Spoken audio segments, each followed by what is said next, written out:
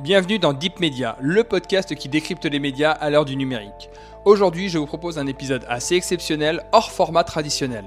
Il y a quelques mois, j'ai eu la chance de m'entretenir pour ce podcast avec Annabelle Nicou, editorial lead IA chez IBM.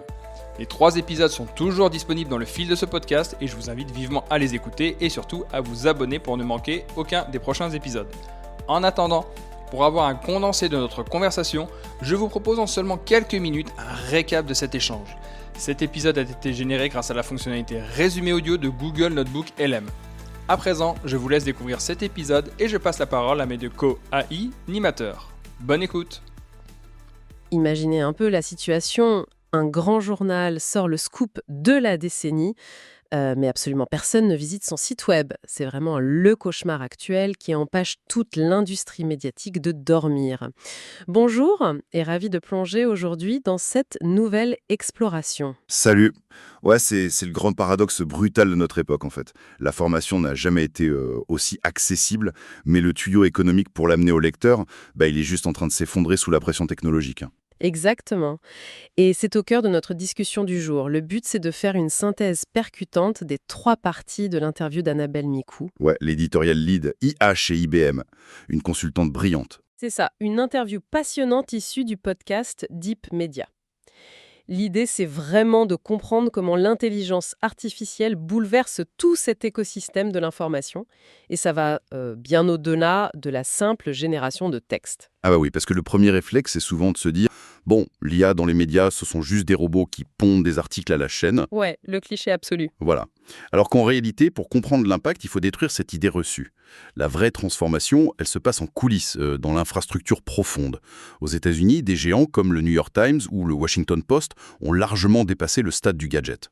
Ils intègrent ces modèles pour, par exemple, gérer des archives monumentales ou bâtir des outils prédictifs. C'est pas pour remplacer les journalistes. Et ce qui est fascinant, c'est que l'innovation vient pas que de ces énormes machines américaines. Ça vient aussi de l'open source en Europe, même de toutes petites rédactions. Ah, le fameux journal norvégien. Ouais, le Tromsø.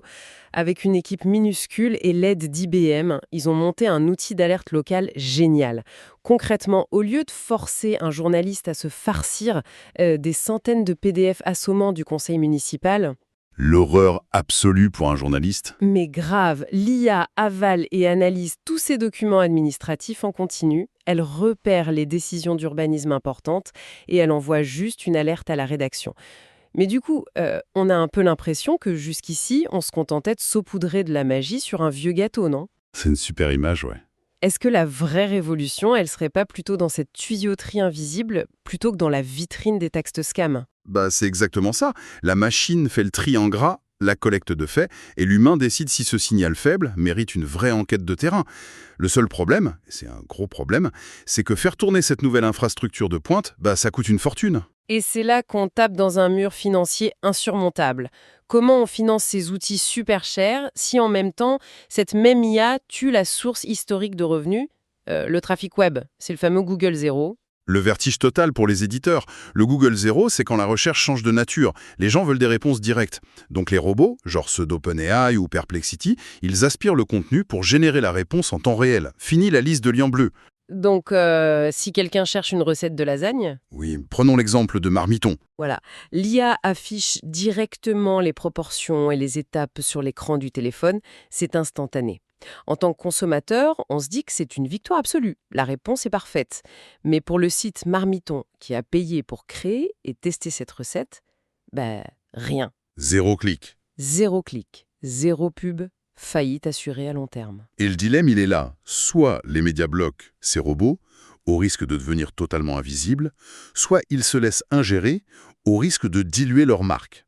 C'est pour ça qu'on voit émerger des trucs comme le MCP. Le modèle Context Protocol, c'est une sorte de contrat de droit d'auteur intégré directement dans le code. C'est plutôt une poignée de main technologique, un standard. Le MCP permet au système d'IA de se connecter de façon très encadrée aux bases de données des médias.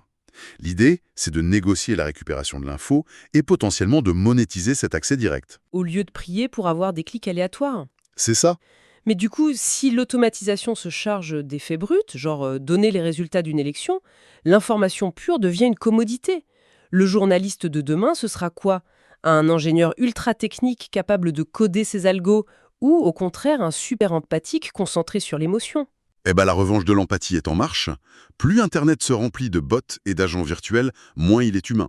Donc la prime va à ce qui est irremplaçable. Gagner la confiance d'un lanceur d'alerte, lire les silences dans un tribunal, ça, une machine ne sait pas le coder. C'est ce qui explique le succès des longs formats. Un papier de 5000 mots dans le New Yorker trouve toujours un public de dingue parce que l'incarnation donne de la valeur aux faits bruts. L'avenir, c'est vraiment des rédactions décloisonnées, mêlant agilité technique et intelligence émotionnelle. Complètement.